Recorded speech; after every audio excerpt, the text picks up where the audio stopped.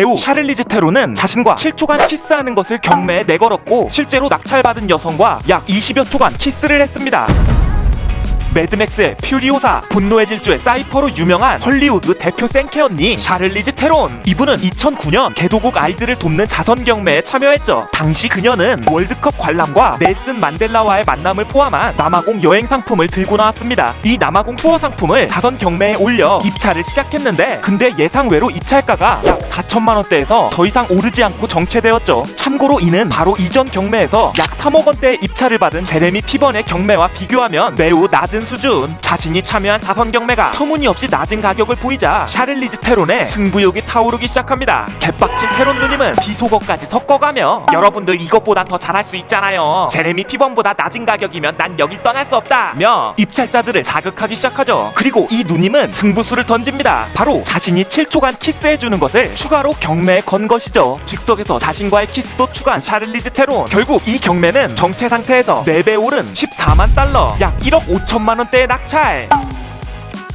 근데 또 의외로 낙찰자는 여성분이었죠. 여튼 그래서 이 낙찰자 여성분은 무대로 올라와 실제로 20여 초간 키스를 나눕니다. 참고로 낙찰자가 무대 위로 올라오자 테론 누님은 일로와, 내 남친 오늘 밤 여기 없어 라며 농담을 던지기도. 승부욕과 여유를 보아하니 퓨리오사 역에서 보여준 카리스마 언니가 그냥 나온 게 아니구나. 참고로 샤를리즈 테론 이분은 원래 남아공 출신 배우죠. 나름 뇌피셜을 굴려보자면 상품이 남아공 여행인지라 이 누님 승부욕에 더 불을 붙이지 않았을까 합니다. 남아공인이자 남아공 언어인 아프리칸서를 쓰고 남아공 출신의 두 아이를 입양하기도 한 샤를리즈 테론. 보아하니 남아공 정체성을 잘 갖고 계신 분 같은데 남아공 여행에 월드컵에 넬슨 만델라까지 끼웠는데도 가격이 엉망이라니 빡칠만 하죠. 그래도 키스를 경매에 붙인 건 양호한 케이스입니다. 유명인들의 감기 바이러스가 가득한 코푼 휴지도 경매에 올라온 적이 있거든. 어쩌다 보니 3연속 출연하고 계시는 스칼렛 요한슨. 이분은 2008년 영화 홍보차 투나잇 쇼에 출연했는데요. 근데 당시 그녀는 촬영장에서 감기에 걸린 사무엘 잭슨에게 감기가 옮은 상태였죠. 그래서 방송 중에 코를 훌쩍거리자 스칼렛 요한슨은 휴지에 코를 풀었습니다. 그리고 그녀는 이 감기 바이러스가 사무엘 잭슨으로부터 온 것이라며 2명의 유명 배우를 거친 것이라 가치 있는 바이러스라고 농담을 했죠. 그 후 스칼렛과 진행자 제이 레노는 한술 더 떠서 가치 있는 바이러스 휴지니 이것을 경매에 붙이고 수익금을 자선단체에 기부하자고 했습니다. 그리고 얘들은 진짜로 이 코푼 휴지를 비닐백에 담아 사인을 해 경매에 붙였는데 이게 또 5,300달러, 한화 600만원 정도에 팔려서 진짜 기부를 했다고. 사실 방송에서 스타들이 접촉한 물건들이 경매에 오른 게 이 사례만 있는 건 아닙니다. 원디렉션의 멤버 나일 호란이 방송 중에 먹다 남긴 토스트는 경매에서 1억 원에 낙찰되기도 했다고.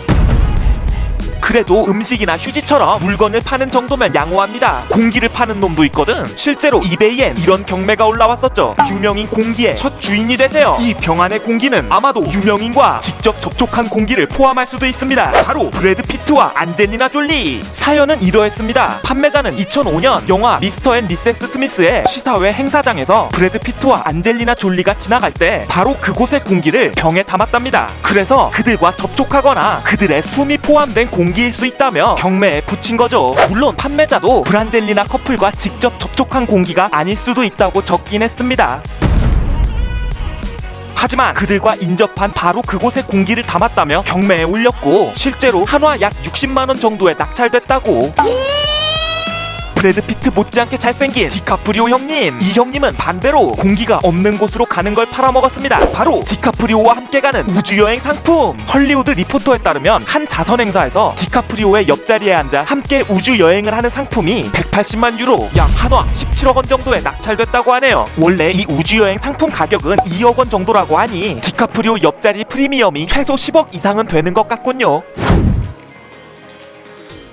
헐리우드의 상징인 이 헐리우드 사인도 경매에 나온 적이 있습니다. 사실 이 사인은 원래 1920년대 초 이곳에 주택을 지어 팔아먹으려는 헐리우드 랜드라는 부동산 개발 회사가 홍보용으로 세운 사인이죠. 부동산 개발 홍보 사인에서 시작해 현재의 모습까지 온 만큼 이 간판은 몇 번의 교체가 있었고 그래서 철거된 예전 간판이 경매에 나오기도 합니다. 실제로 2005년 CBS와 LA타임즈의 보도에 따르면 이 오리지널 헐리우드 사인을 소유한 사람이 이를 경매에 내놓았고 45만 달러대, 한화로 약 5억 원에 가까운 돈에 팔렸다고 하네요. 아카데미 트로피도 가끔 경매에 나옵니다. 고전 명작 시민 케인의 아카데미 트로피가 2011년에 약 86만 달러, 한화로 약 9에서 10억 원대에 팔렸죠. 참고로 구매자는 한국의 이랜드 그룹. 그리고 1999년엔 고전 명작인 바람과 함께 사라지다의 아카데미 작품상 트로피가 17억 원에 팔리기도 했습니다. 참고로 여긴 또 구매자가 마이클 잭슨. 근데 또 사실 아카데미 입장에선 그 명예로운 트로피가 시장에서 돈 주고 거래되는 것을 마냥 좋게 볼 수는 없죠. 그래서 아카데미는 1950년부터 수상자들에게 이 트로피를 판매하지 않겠다는 서약을 받아 판매를 금지하고 있습니다. 그래서 합법적으로 거래가 가능한 것은 1950년 이전의 영화들인지라 주로 1930, 40년대에 헐리우드 황금기 영화들의 트로피가 경매장에 나오죠. 고전 명작들의 소품들도 고가에 거래됩니다. 1950년대 최고의 스타 마릴린 먼로, 그리고 그녀의 상징적인 장면인 이 장면에서 입고 있던 이 드레스도 경매에서 460만 달러, 한화로 약 50억 원에 낙찰됐죠. 참고로 마릴린 먼로는 워낙에 유명한 아이콘이라 그녀가 병원에서 찍은 엑스레이 사진도 경매에 나왔었네요. 심지어 이 엑스레이 사진은 45,000달러, 한화로 약 4,900만 원 정도에 팔림. 또한 대표적인 1930년대 명작 오즈의 마법사, 여기에 나온 도로시의 드레스는 2015년에 156만 달러, 한화 약 17억 원대에 낙찰되었고, 그리고 이 겁쟁이 사자 의상은 경매에서 30억 원대에 낙찰. 또한 도로시의 이 루비 슈즈도 한화 약 10억 원 내외의 가치가 있을 것으로 추정되죠. 이 신발은 현재 총 4켤레가 남아있는데 실제로 이 중 하나가 7억 원대에 거래된 적이 있으며, 또 다른 한 켤레는 도난을 당하자 익명의 팬이 일종의 현상금으로 10억 원 이상을 걸기도 했다고. 실제로 10억 원 이상의 보험에도 가입되어 있었고,